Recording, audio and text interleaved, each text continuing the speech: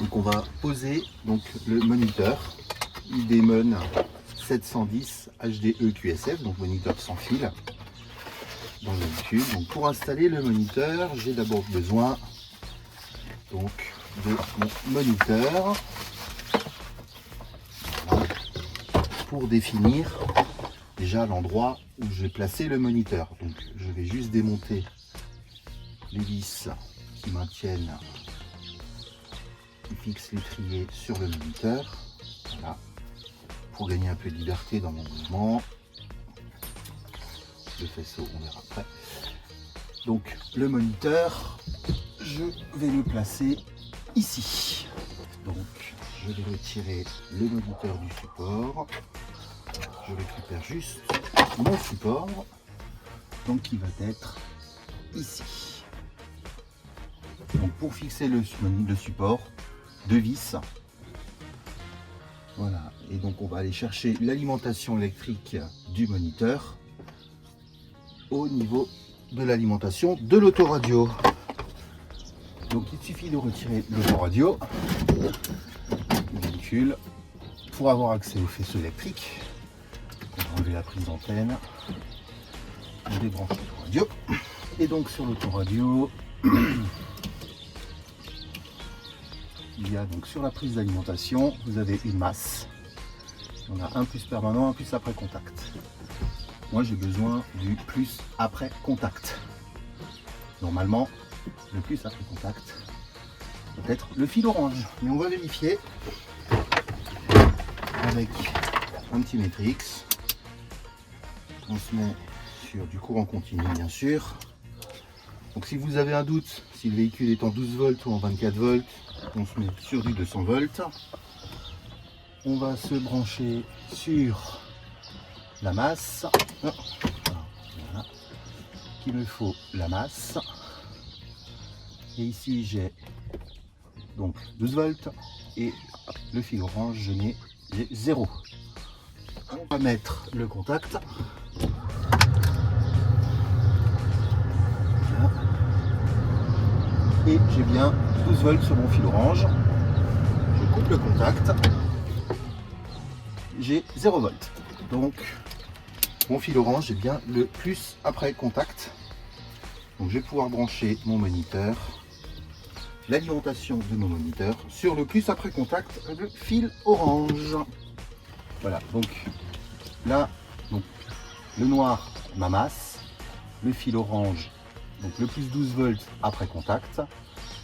Et si on ne veut pas couper le faisceau donc, du véhicule, comme sur ce modèle d'autoradio, j'ai ici possibilité d'aller modifier directement le faisceau d'autoradio, ce qui va être plus facile puisque je peux le démonter et travailler sur mon faisceau tranquillement sur un établi ou à côté. Donc voilà, mon faisceau d'alimentation est prêt. J'ai dégarni l'intérieur du véhicule pour avoir accès derrière et passer les mains pour aller mettre les vis. Le support sera fixé ici. Voilà, donc 2 vis pour fixer le support. Donc on va faire 2 trous pour passer les vis. Voilà. Donc voilà, le support il est mis, il n'y a plus qu'à serrer les vis.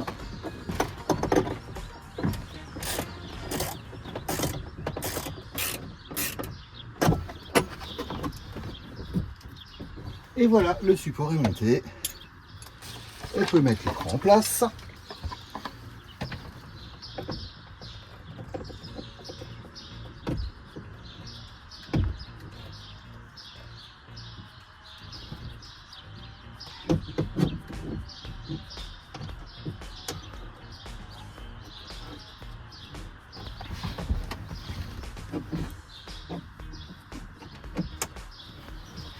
Et voilà.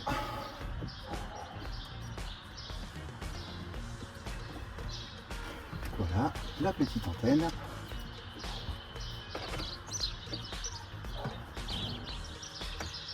Voilà. L'écran en place avec l'antenne. Et bien il n'y a plus qu'à finir le montage où on va tranquillement repasser son câble derrière la garniture. pour le brancher et le montage du moniteur sera terminé. Donc voilà, on a fini donc de remonter les habillages. Le moniteur est posé, c'est serré, il tient, il est à sa place. La petite antenne, tout est bon.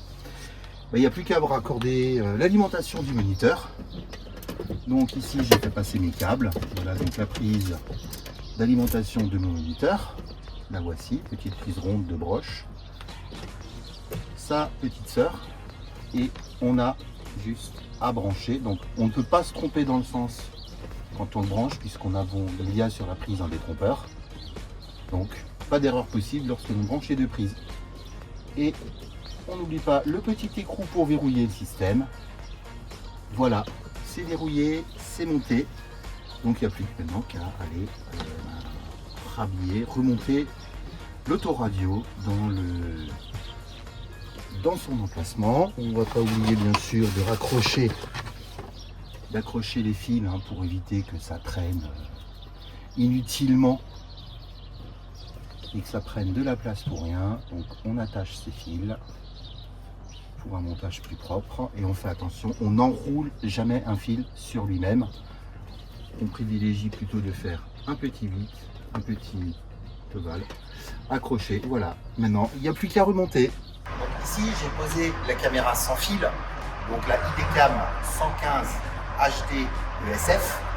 Donc je l'ai posée directement sur le véhicule, il y a deux vis pour tenir la caméra. J'ai été récupérer l'alimentation électrique nécessaire pour cette caméra dans le faisceau directement sur le véhicule qui est juste derrière. Donc il y a le faisceau derrière pour pouvoir se repiquer pour l'alimentation électrique. Deux fils, un plus, un moins, que ce soit du 12 volts ou du 24 volts, pas de différence.